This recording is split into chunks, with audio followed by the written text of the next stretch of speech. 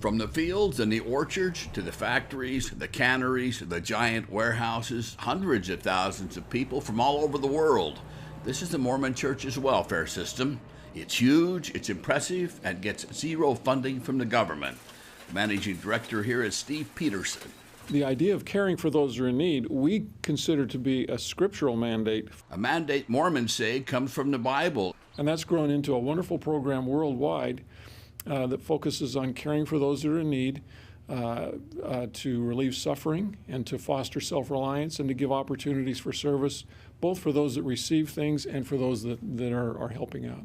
That concept has grown to helping not only members, but non-members through humanitarian aid worldwide, and it's apparently been done very well. This is Richard Humphreys, the manager of the Bishop Storehouse. We've had the Department of Defense, we've had the Army, the Navy, the Marines, FEMA. They've all come out and they says, wherever we go, we've been told, go see how the Mormons do it, because they're always the first ones on the site. After Katrina smashed into New Orleans, Mormon convoys were the first to arrive with 450 truckloads. As that hurricane was circling around in the Gulf of Mexico, we didn't know where it was going to come inland. So we formed a big semicircle that ran from Texas to South Carolina. And as soon as that hurricane hit New Orleans, those trucks were sent out and they were there within hours. Those trucks have a beehive on the side, a symbol very important to Mormonism. It is said to represent industry, harmony, order, frugality, and the sweet results of toil. And these people are busy bees on the church's farms and ranches that are some of the largest in the U.S., in their canneries and processing plants. And the fruit of this labor is given away. Well, not exactly given. Those who can are required to work for it. Heber J. Grant, who started the welfare system during the Great Depression, said its purpose was to do away with the curse of idleness and to help people help themselves. They're taking care of you okay? Yes, thank you. Bishop Paul Roberts is an attorney and a volunteer lay pastor. Sometimes it helps them feel like they're worth something. I talk to some people and they don't feel like they're worth anything because they can't find a job. They can't provide for their family. And you ask them to go and do some service. They come here and they help at the storehouse, or you have them go and help and sort through clothes at the eye. Or it helps them to understand that they have value and they can contribute. Betty Ambutu is a refugee from Congo and a convert. She has a job, but the church helps her with her food. Members also come to her home to help her learn English. I feel good. They help me for everything. I have a problem, they help me. They do need to work for what they receive. Unless they can't. If they're physically unable or they can't work for what they receive, then yeah, we make accommodations. Cindy Trishman is a Church Relief Society president, an unpaid appointed position always held by a woman. She volunteers many hours a week helping members and non-members get their lives back in order. Here in the Bishop Storehouse, she's helping a member choose groceries. There are 115 Bishop Storehouses around the country. It's important for people to not feel hungry when they're trying to think of getting a job or when they're trying to think of getting a home.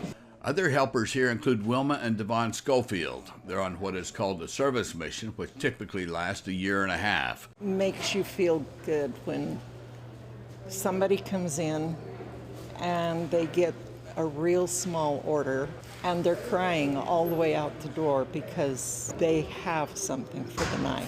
Whether it's in the bakery, the cheese factory, or the thrift store, volunteers are everywhere. Head of Production and Distribution, Don Johnson. Just in our production and distribution activities, we have over 1.5 million hours of volunteer service. And we could not do this without those volunteers. Hi. Lay pastors like Paul Roberts are called bishops. They're the linchpins of the welfare system. If a family needs help, they call the bishop. He's the man. And we work with people to help them get back on their feet. So sometimes they need temporary assistance, like they'll need a food order or they'll need some utilities paid for. We stand ready to help. Sonny Cisneros doesn't go to church much, but with a baby on the way and unexpected medical bills, the bishop stepped in to help out. It's good food for a whole month or so. So yeah, I'm very grateful and thankful for it. This is Welfare Square near downtown Salt Lake City. It includes a job training center, grocery store, bakery, and a second-hand store called Deseret Industries. It's the hub of the program, easy to spot by the towering grain silo. Okay, you see behind me here a grain storage facility, which happens to be one of 29 that we have in the church. This holds our strategic grain reserve. This particular one, which is our oldest facility, holds 16 million pounds of hard red winter wheat. Much of the welfare system for members is funded by what are called fast offerings. These are donations from families who fast for 2 meals one Sunday each month and give the equivalent amount of money to the ward bishop. The humanitarian fund comes from separate contributions and is almost always for non-members. We're sending aid certainly to Western Europe, but we also have projects that are going on in Africa. We have projects that are going on in the Middle East. That would also include local aid to some of the faith-based clinics and homeless shelters in and around Salt Lake City. Laurel Ingham is with the 4th Street Clinic, funded mostly by the government and intended only for the homeless. The clinic also receives aid each year from the church. I think the welfare program is truly amazing, truly amazing. I mean, we are really given a gift. It's very much a donation. Use it where you want. Use it where it can best be used. We have reporting back to them to say this is how much we've used, this is how many people have been served. But beyond that, there is no strings for us attached whatsoever. This is the Bishop's Central Storehouse. It's huge, over 500,000 square feet.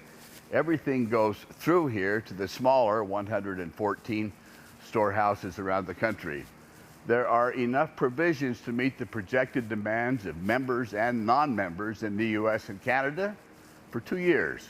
When we look at the products throughout this building, 80% of the product is produced and packaged by the church. John Hopkins is the manager of this operation. First, he takes me through the refrigeration area, which is larger than a football field. This is negative 13 Fahrenheit. Wow, I believe it. Yeah. What you're seeing here is meat storage, and it's about 4 to 6 months of inventory. In this facility, we have 65,000 pallet spaces. It's approximately 2,700 truckloads. There are no strings attached to this. It's not because they're members or because we feel some obligation because of their beliefs that we help them. This is aid that we give to anybody just because they're in need, and we feel that it's the right thing to do. As the church continues to grow, the need will get even greater, especially since most of the growth is in Central and South America and Africa.